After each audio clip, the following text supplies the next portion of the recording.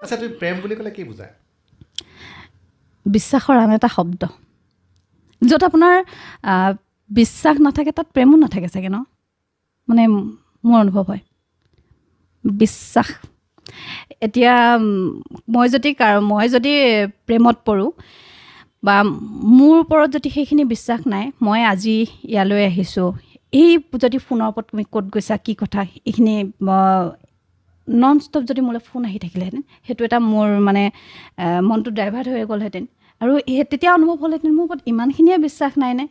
সেইকাৰণে বিশ্বাস শব্দটো প্ৰেমৰ লগত থাকিব লাগে আৰু প্ৰেমৰ আন এটা শব্দই বিশ্বাস বুলি মই ভাবোঁ আৰু বেছি টক্সিক হৈ গ'লে প্ৰব্লেম হৈ যায় অঁ তেতিয়া আপুনি নোৱাৰে আৰু সেই মোৰ বিন্দাছ ছোৱালীজনী মই হেৰাই যাম যদি মোৰ ক্ষেত্ৰত এনেকুৱা হয়